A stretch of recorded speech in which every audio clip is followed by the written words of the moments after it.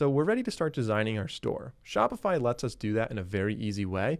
If you go down to sales channels, the only one we have right now is our online store. Eventually, we can set up other sales channels to sell this on Instagram or Facebook or TikTok or Etsy or anywhere else you want to sell it. You can use this as your central hub and pour it out from here. But let's start with the online store. Designing that, I think, is really important. So we can choose a theme. They give us a little default theme here. I'm not going to use that one. I want to go down past the AI stuff down to explore more themes. There are a lot of themes to choose from. Unfortunately, most of them are paid themes. So 24 are free. This number keeps growing like crazy. I swear, it was like 200 just a couple of years ago, but we've got 1,000 paid ones.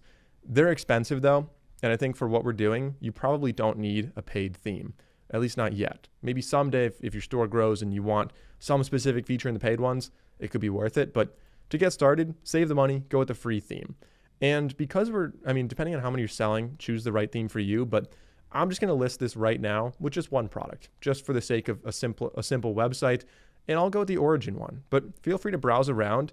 You can click on them, interact with the website, see what it looks like. Don't worry if the colors are different or anything like that. You're looking for the general vibe and shape of the website because it's going to save you some effort. But you could technically start with pretty much any one of these and edit them to look however you would like. So I'll say, of course, if you click on view demo, that's where you can click around. Like I said, you can really do that, but I'll say try theme. I'm just going to implement this theme.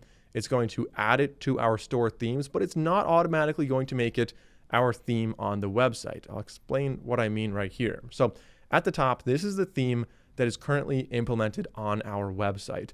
Below, you have your theme library.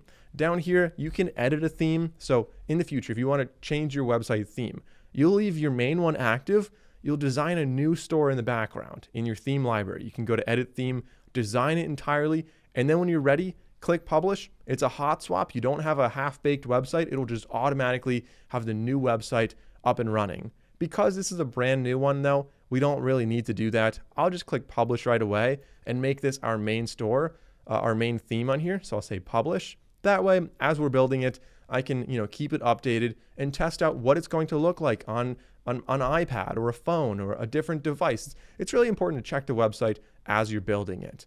Now we have a password on here. It is password protected, but we don't need to do that. So let's get rid of the password by clicking on this.